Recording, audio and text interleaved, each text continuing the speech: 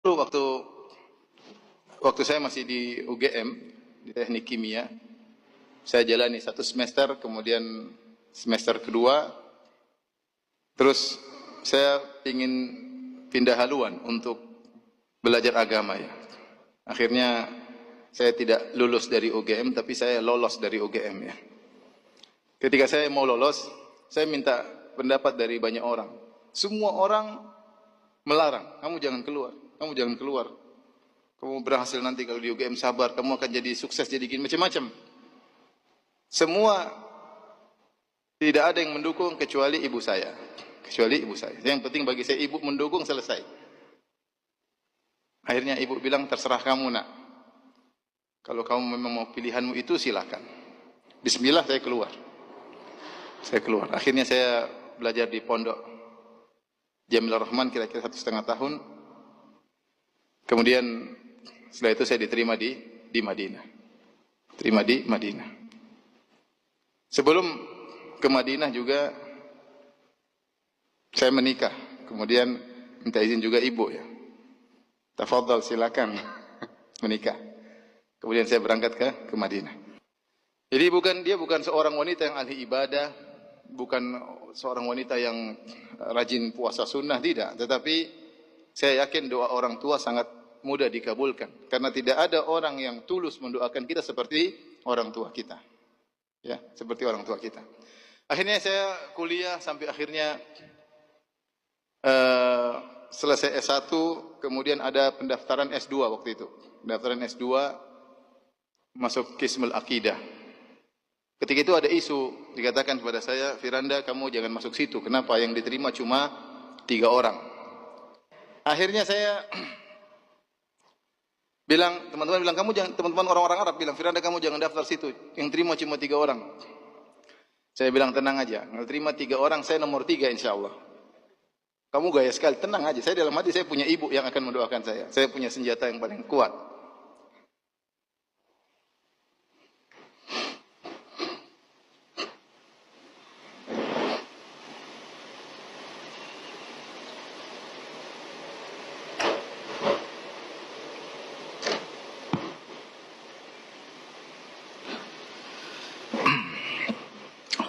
Akhirnya ada lagi bilang, Firanda, alhamdulillah sekarang dengar-dengar isunya diterima 5 orang. Saya bilang, tenang, saya nomor 5, jangan khawatir.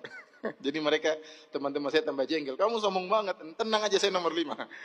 Akhirnya benar, waktu ujian, hari pas mau ujian, pagi-pagi di sana, jam sebelumnya, saya telepon ibu, ya. Saya telepon ibu, sholat malam, saya bangunkan. Sini di Madinah masih mungkin jam 12 malam, saya telepon. Sekarang, Bu, Mama bangun, sholat. Saya telepon istri saya juga, bangun, sholat. Karena besok ujian. Ini ikut ujian. Alhamdulillah, ketika pengumuman, qadarullah itu saya nomor 1. Saya nomor 1. Setelah itu, kita terima 18 orang. Dari 18 orang ini atau 20 orang, saya lupa, harus tes lagi Quran.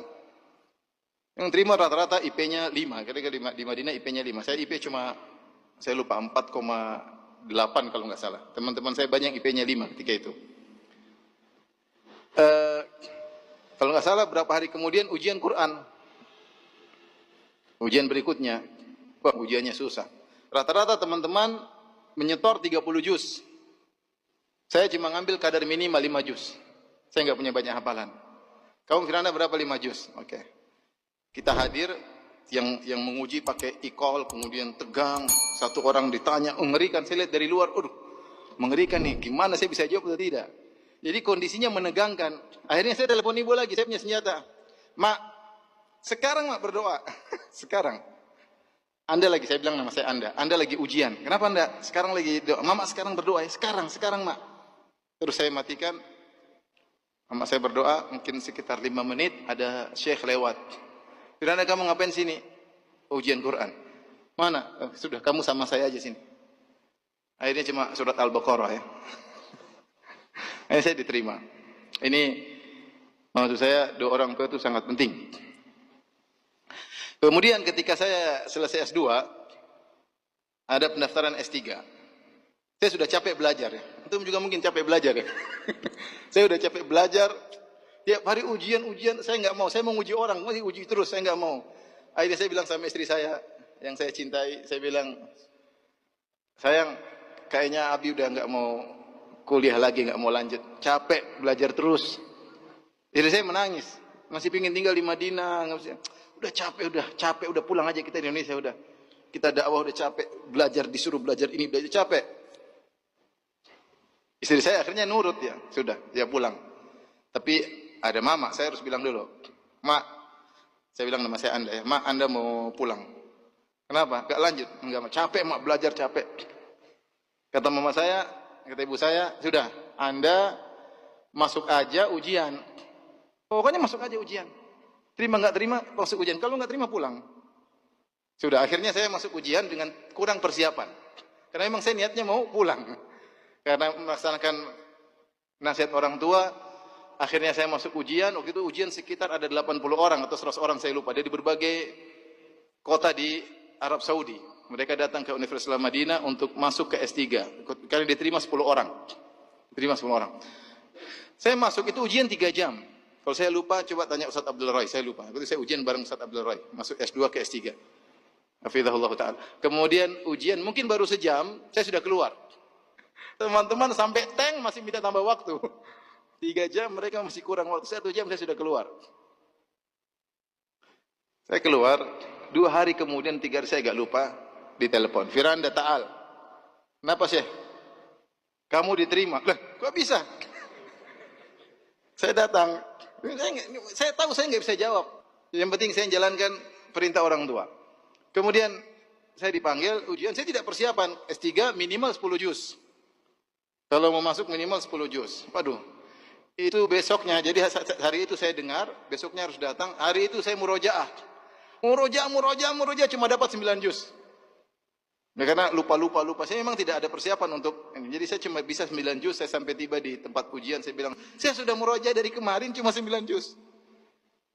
Kamu hafal Maryam Kahfi enggak? Hafal, ya itu 1 juz katanya. Pas 10 juz. Jadi banyak hal-hal yang sulit yang saya hadapi. Tapi saya punya senjata doa orang tua.